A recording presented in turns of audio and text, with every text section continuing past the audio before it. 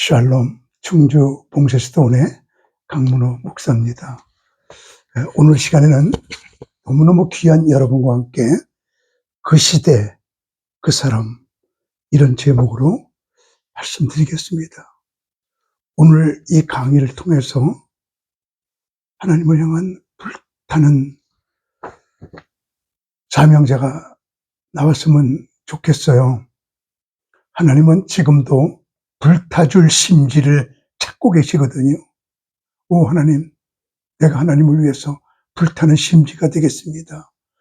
이러한 사명감이 위로부터 내리기를 바라면서 성경 공부하겠습니다. 시대마다 그 시대에 필요한 사람을 하나님은 불러 쓰셨습니다. 예를 들어 전쟁이 일어나면 필요한 일꾼이 뭐예요? 용감하게 나가서 싸워야 될 용사 일꾼이 필요하지요. 일본 강점기 같은 때 필요한 것은 독립투사 일꾼이 필요한 것이지요. 우리나라가 가난할 때는 우리 민족을 잘 살게 만들 경제 부흥을 일으킬 지도자가 필요한 것이지요. 성경 창세기부터 계시록까지 보면 시대가 흐르면서 그 시대마다 하나님께서 꼭 필요한 사람을 불러 쓰셨습니다. 예를 들어서 아브라함 시대는 하나님을 몰랐던 시대잖아요. 그러니까 하나님을 아는 믿음 있는 사람을 지도자로 써야 되니까 그때 하나님이 부르신 사람이 아브라함이잖아요. 믿음 하나 보고 아브라함을 선택하셨습니다. 아브라함은 우리 모든 사람의 조상이라 기록된 바 내가 너를 많은 민족의 조상으로 세웠다 하신과 같으니 그가 믿는 바 하나님은 죽은 자를 살리며 없는 것을 있는 것 같이 부르시는 이신이라. 아브라함이 바랄 수 없는 중에 바라고 믿었으니 이는 네 후손이 이같으리라 하신 말씀대로 많은 민족의 조상이 되게 하심이라. 그가 100세가 되어 자기 몸이 죽은 것 같고 사라의 태가 죽은 것 같음을 알고도 믿음이 약하여지지 아니하고 믿음이 없어 하나님의 약속을 의심하지 않고 믿음으로 견고하여져서 하나님께 영광을 돌리며 약속하신 그것을 또한 이루실 줄을 확신하였으니 그러므로 그것이 그에게 의로 여겨졌느니라. 로마서 4장 16절에서 22절. 믿음이 없던 시대에는 믿음 있는 사람이 필요했어요. 그러다가 인구가 점점 늘어 노아의 시대가 되었습니다. 사람들이 많이 번성했습니다. 그런데 모두가 다 죄에 빠졌습니다. 죄가 관영했다고 그랬어요. 관영이라고 하는 말은 컵에다가 물을 부으면 컵에 물이 가득 찬 게 관영이 아니고 찼는데도 물을 부어요 넘쳐요 컵이 물에 잠겼습니다. 그런 상태를 관영이라고 합니다. 그 당시에 사람들은 돌로서는 음탕했고 앉아서는 술 퍼마시며 서서는 춤을 추는 온갖 경우에 범죄하니까 그때 하나님이 부르시는 일꾼은 깨끗한 일꾼, 성결한 일꾼, 의로운 일꾼이었어요. 그래서 하나님께서는 노아를 선택할 때 의로움을 보고 그를 지도자로 선택합니다. 이르시되 내가 창조한 사람을 내가 지면에서 쓸어버리되 사람으로부터 가축과 기는 것과 공중의 새까지 그리하리니 이는 내가 그것들을 지었음을 한탄함이니라 하시니라. 그러나 노아는 여호와께 은혜를 입었더라. 이것이 노아의 족본이라. 노아는 의인이요 당대의 완전한 자라. 그는 하나님께 동행하였으며. 창세기 6장 7절부터 9절. 하나님께서 노아 시대에 노아를 선택한 것은 의로웠기 때문에, 죄로부터 빠져나왔기 때문에 그를 선택합니다. 그다 엘리야 시대가 되었습니다. 엘리야 시대는 이세벨이 아합왕과 결혼하기 위하여 가지고 들어온 바알신이 참신인지 하나님이 참신인지 기준이 없었던 시대, 이스라엘 백성들이 기준을 잃어버렸던 시대, 그때 엘리야 같은 선지자, 지도자를 하나님이 선택해서 여기다 줄 서야 됩니다. 바알이 아니라 하나님입니다. 중간은 없습니다. 기준을 똑바로 세우고 바알 선지자 450명을 갈멜산에서 죽입니다. 그때 이세벨의 선지자 400명은 오지 않았습니다. 그래서 850명을 죽인 게 아니라 450명을 죽입니다. 그리고 기준을 똑바로 세웁니다.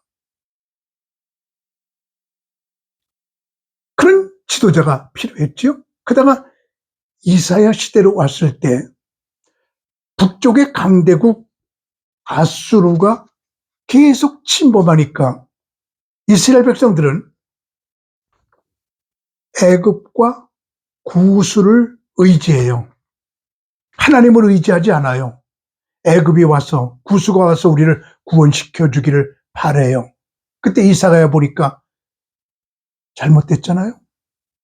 여러분, 우리가 강대국이 쳐들어온다고 다른 강대국을 의지하면 안 됩니다. 하나님께 의지해야 됩니다. 만일 우리가 애국과 구스에 의지하면 앞으로 그들에게 수치를 당합니다. 그러면서 여호수아 놀랍습니다. 팬티만 입고 3년을 살아요. 분명하게 이사야 20장에 그렇게 나옵니다. 그때 여호와께서 아모스의 아들 이사야에게 말씀하여 이르시되 갈지어다 네 허리에서 배를 끄르고 네 발에서 신을 벗을지니라 하시매 그가 그대로 하여 벗은 몸과 벗은 발로 다니니라. 여호와께서 이르시되 나의 종 이사야가 3년 동안 벗은 몸과 벗은 발로 다니며 애국과 구스에 대하여 징조와 예표가 되었느니라. 애국과 구스에 대해서. 그러니까 이스라엘 백성들은 거기가 아열대 지방이니까 그냥 팬티 입고 겉옷 하나 걸치고 신발 신는 거거든요. 근데 옷을 벗었다고 그랬잖아요. 미안해요. 팬티만 남았잖아요. 그리고 신발 벗었다고 그랬잖아요. 팬티 하나만 걸치고 3년을 살았다. 우리나라는 겨울이 있기 때문에 그렇게 살 수가 없지요. 그렇게 살면서 3년을 팬티만 입고 돌아다니면서 설교해요. 여러분, 애국과 구스를 의지하게 되면 나처럼 돼갖고 뻘거벗겨 끌려가요. 근데 그렇게 됐잖아요. 시청각 교육, 시청각 예언. 참 이사야 나는 생각하면 그 3년 동안에 벌거벗은 모습이 생각나거든요. 우리나라에서 그렇게 예언하는 목사, 그렇게 예언하는 선지자가 어디 있습니까? 이사야 시대는 이렇게 피를 토하듯이 시청각적으로 백성들의 마음을 하나님께 돌리는 이런 지도자가 강력하게 필요했던 것이죠. 그러다가 다니엘 시대로 접어들었습니다. 이스라엘 백성들이 바벨론 포로로 잡혀가 70년을 포로 생활합니다. 참 포로는 비참한 겁니다. 파리 목숨입니다. 저는 월남전에 가서 전쟁을 1년 동안 치르면서 포로로 잡혀갔던 사람들의 이야기를 들어봤어요. 화장실 밑에 큰 공간을 만들어 놓고 포로들을 거기다 놓고 위에서 수백 명이 똥오줌을 싸서 그들에게 씌우는, 참 포로는 비참한 이런 상태까지도 있더라고요. 그럴 적에 이 포로 시대의 지도자는 기도 많이 하면서 민족에게 소망을 주는 그런 지도자가 필요했잖아요. 그게 다니엘입니다. 그는 결코 우상에게 기도하지 않았습니다. 창문을 예루살렘으로 열고 하루에 3번씩 하나님께 부르짖고 기도합니다. 담대합니다. 사자굴 속에 들어갑니다. 그러면서 우리 민족 하나님께 똑바로 서면 앞으로 해방이 있다. 70년이 차면 나간다. 목숨 걸고 기도하면서 민족에게 소망의 소리를 외치는 다니엘 같은 지도자가 필요했었습니다. 그런 사람을 하나님이 지도자로 쓰셨습니다. 그러다가 말라기 시대로 접어듭니다. 말라기는 구약 성경의 마지막 선지자입니다. 구약의 대선지자 시대가 소선지자 시대로 바뀌어요. 처음에는 이사야, 예레미야, 에스겔, 참 성경 두께도 두껍고 길고 대선지자들이 성경, 구약 성경 끝으로 가면 아모스, 요나, 하박국 얼마나 얇은 책들이고 소선지자잖아요. 그러다가 말라기에서 선지자가 말라버려요. 끝나요.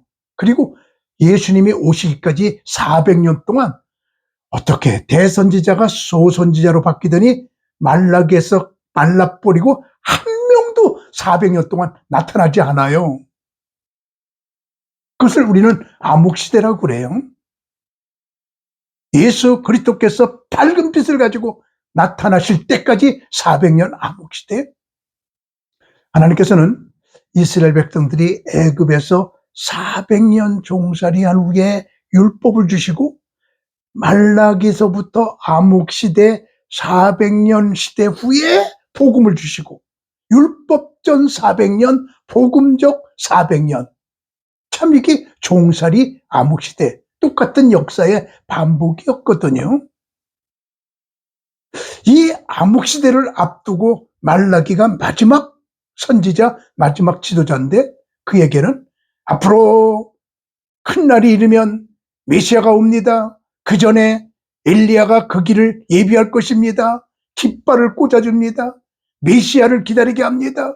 예수님을 기다리게 합니다. 깃발을 꽂고 소망을 주는 지도자, 말라기 시대에 필요한 지도자였어요. 그러다가 예수님께서 바로 오시기 전에 세례 요한, 하나님이 선택한 지도자입니다. 예수님께서 오셨습니다. 이때부터는 예수님을 가리키는 지도자가 필요합니다. 자기는 들어가야 됩니다. 자기는 숨어야 됩니다. 그리고 예수님만 나타내야 됩니다. 엘리야, 예수님만 드러냅니다. 자기는 힘들매도 감당치 못할 예수님의 종이라고 선포합니다. 예수님만 가리키는 지도자가 예수님이 오셨을 때부터는 필요하죠. 우리들은 오직 예수입니다. 모든 종교에 구원이 있다? 절대 아닙니다. 오직 예수님에게만 구원이 있습니다. 종교다운주의, 우리가 버려야 될 신학입니다. 희망의 신학, 칼 막스도 유토피아를, 예수님도 천년왕국을 똑같은 거니까 예수님하고 칼 막스는 같다? 희망의 시대 같이 손잡고 나가자? No, 아닙니다. 오직 예수입니다. 이제 지금부터는 예수님만 가리키는 지도자가 필요한데, 그런데 그 이후에 바울을 지도자로 씁니다. 바울은 놀라운 복음을 증거하는, 예수님께서 만드신 복음을 증거하는 그러한 지도자. 생명 걸고 복음을 증거하는 바울. 오라는 곳은 없어도 갈 곳은 많은. 그는 항성이 아니라 유성. 한 곳에 머무르는 목회자가 아니라 오늘은 에베소, 내일은 고린도, 글피는 골로새 계속 다니면서 복음을 증거했던 바울과 같은 지도자가 요구됐던 겁니다. 그러면 저는 지금부터 지금 이 시대에는 어떤 지도자가 필요한지를 확실하게 말씀드리려고 합니다. 지금 이 시대, 지금 나와야 될 하나님의 불타는 심지가 되어줘야 될 일꾼은 어떤 사람일까? 나는 지금은 마지막 때인 것을 여러분에게 말씀드립니다.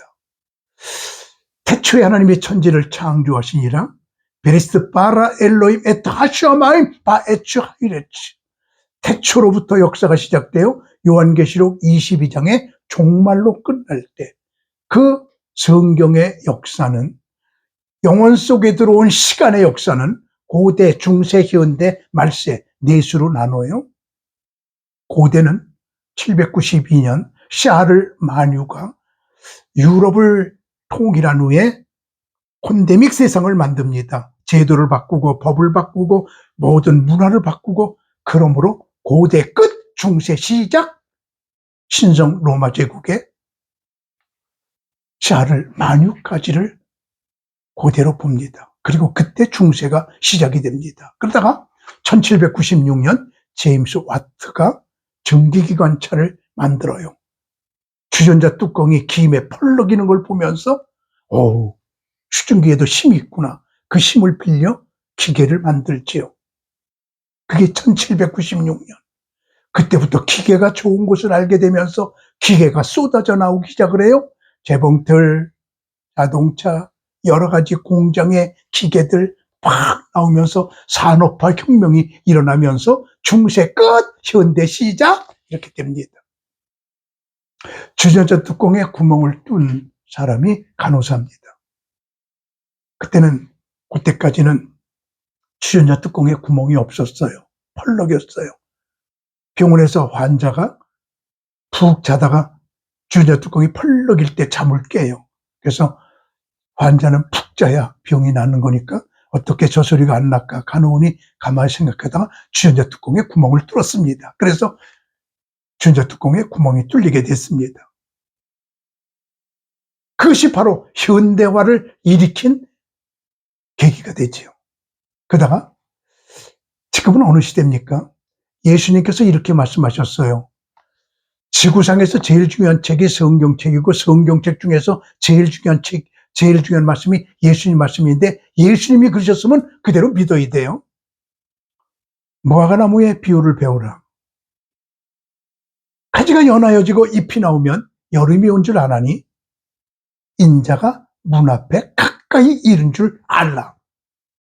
무화과나무가 가지가 연해지고 잎이 나오면 예수님이 문 앞에 온 시점이에요. 그것을 이스라엘에서는 이스라엘의 독립으로 봅니다. 이스라엘이 독립되면 예수님이 가까이 오신 거예요. 1948년 5월 14일이죠.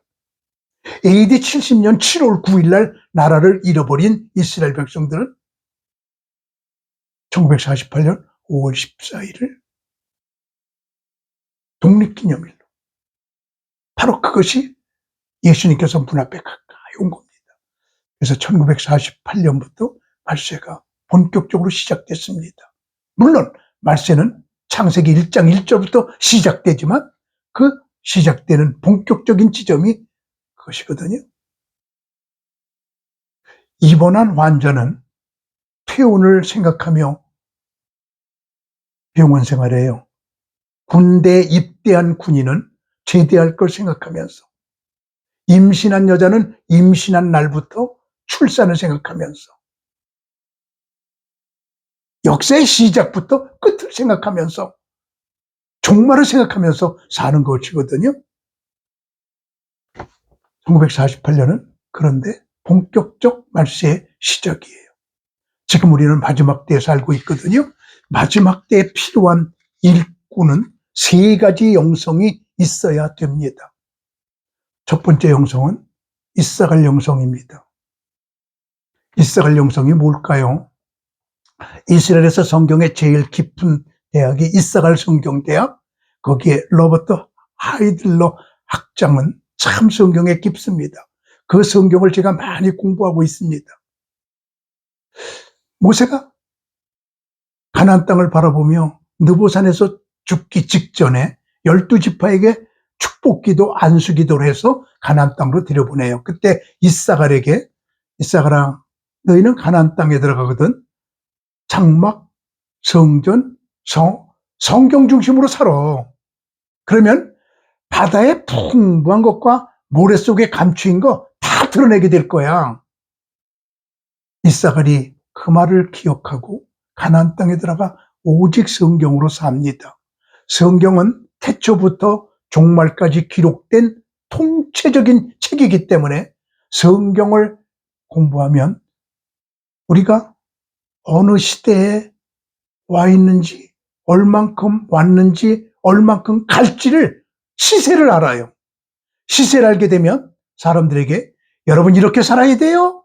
마땅히 행할 바를 알려주게 돼요. 마땅히 행할 바를 알려주니까 사람들이 이사갈 지파의 입을 쳐다봐요. 신명기 33장 18절 이사갈이여 너는 장막에 있음을 즐거워하라. 그들이 백성을 불러 산에 이르게 하고 거기서 의로운 제사를 드릴 것이며 바다의 풍부한 것과 모래에 감추인 보배를 흡수하리로다. 그러니까 가나안 땅에 들어가서 모세의 예언대로 성경 연구. 그러니까 이만큼 왔구나, 이만큼 갈 거로구나, 지금 이런 시대는구나. 시대를 알니까 마땅히 할 바를 알려주니까 사람들이 이사갈 지파의 입을 쳐다보면서 따라오니까 이사갈 지파에서 민족을 지도하는 지도자가 200명이 나왔다. 역대상 12장 32절 이사갈 자손 중에서 시세를 알고 이스라엘이 마땅히 행할 것을 아는 우두머리가 200명이니 그들은 그 모든 형제를 통솔하는 자며 모든 형제를 통솔합니다.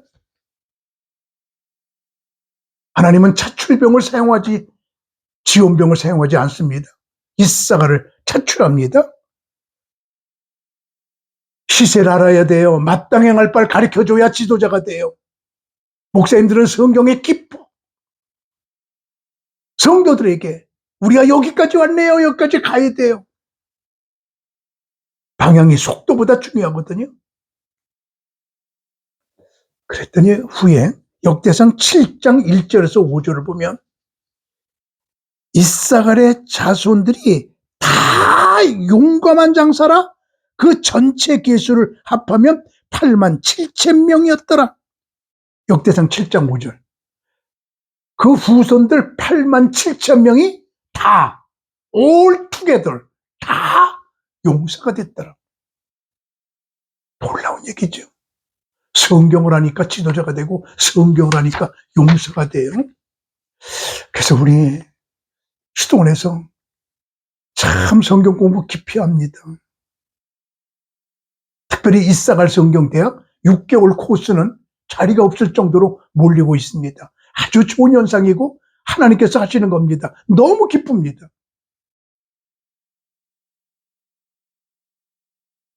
우리 수도원 앞에 있는 숙소들이 우리 수도원 숙소가 되고 우리 수도원 앞에 있는 식당들이 우리 수도원 식당이 되고 우리 시설이 너무 협잡하기 때문에 너무 좁기 때문에 확장돼 나가고 있지만 수도원을 늘릴 생각은 아직 못하고 있습니다. 은퇴한 저로서 아무것도 없기 때문입니다. 하나님께 모든 거 맡기는데 폭발적으로 성경 공부하는 사람들이 몰리고 있는 게 바로 이사갈 영성을 배우려고 그러는 겁니다. 마지막 때 우리 성경 알아야 돼요. 두 번째로 마지막 때 어떤 사람이 필요할까요? 수도원 영성을 가진 사람입니다. 요한계시록 17장은 마지막 때 큰 성 바벨론은 돈, 음란, 배교에 빠질 거라고 확실하게 예언해주고 있어요. 그 성령으로 나를 데리고 광야로 가니라. 내가 보니 여자가 붉은빛 짐승을 탔는데 그 짐승의 몸에 하나님을 모독하는 이름이 가득하고 하나님을 모독하는 이름 가득해요. 배교. 그 여자는 자줏빛과 붉은빛 옷을 입고 금과 보석과 진주로 꾸미고 온통 돈 문화입니다. 손에 금자를 가졌는데 물질 문화, 배교 문화, 물질 문화, 그리고 그의 음행에 더러운 것들이 가득하더라. 요한계시록 17장 3절에서 4절. 음행이 가득하더라. 음란, 돈, 음란, 배교. 마지막 때 이거 이기지 못하면 무너졌도다 무너졌도다 큰 성 바벨론이요 바벨론에 파묻히게 됩니다. 그러면 지옥 갑니다. 다른 건 다 놓쳐도 천국 놓치면 안 됩니다. 다른 데는 다 가도 지옥 가면 안 됩니다. 돈, 음란, 배교. 그렇게 내가 수도원 300개를 돌아다니면서 왔거든요. 곧 영국에 가서 켈트 수도원, 부부 수도원을 방문하려고 합니다. 그쪽에는 250개 정도의 부부 수도원이 존재했었습니다. 그 발자취를 보려고 곧 영국에 들어가서 부부 수도원, 켈트 수도원. 우리 개신교는 부부 수도원일 수밖에 없거든요. 그쪽 지역은 아일랜드, 스코틀랜드, 잉글랜드 이쪽 지역은 패트릭의 영향으로 부부 수도원들이 쭉 존재했었던 곳이었습니다. 이 수도원은 돈 대신에 청빈, 음란 대신에 거룩, 배교 대신에 오직 예수, 이 세 가지 영성을 흘리는 곳이에요. 수도원 영성을 가진 사람들 배출해야 합니다. 지금 우리 수도학교에서 막 지금 배출되고 있습니다. 금년에만 8명의 수도사가 배출됐습니다. 이제 12명이 6년 만에 배출되어 앞으로 그들 12명이 주축을 이루어 수도원 운동을 해나갈 것이고 여기저기 수도원을 세우는 운동이 그들에 의해서 벌어지고 있습니다. 앞으로 굉장한 역사가 일어나게 될 것을 지금 보고 있습니다. 이사갈 영성, 수도원 영성. 마지막으로 이 시대에 필요한 것은 두 증인 영성입니다. 앞으로 전도 못할 때가 오거든요. 앞으로 차별금지법, 무슨 기독교 반대되는 동성결혼법, 기독교 문화를 파괴하는 성경이 기준이고 하나님의 말씀이 기준이고 거기서 떠난 것은 다 죄입니다. 우리는 철두철미하게 두 증인, 앞으로 하나님께서 두 증인에게 능력을 줘갖고 세상이 말릴 수 없는 사람, 입에서 불이 나와요? 기도하면 물이 피가 돼요? 기도하면 비가 와요? 기도하면 비가 안 와요? 두 증인에게 절대적인 권세를 주어서 전도 못하던 시대에 누구도 건들 수 없는 전도자, 이게 두 증인이에요. 그건 나중에 순교할 겁니다.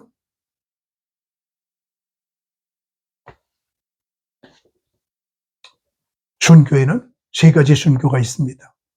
적색 순교, 백색 순교, 녹색 순교입니다. 적색 순교, 목 잘라 죽는 거, 피 흘리는 거예요. 순교 시대. 백색 순교, 아브람처럼 세상을 떠나 엘리야처럼 세상을 떠나 그리시네가로 가서 하나님과 더불어 살겠다고 하는 것이 백색 순교예요.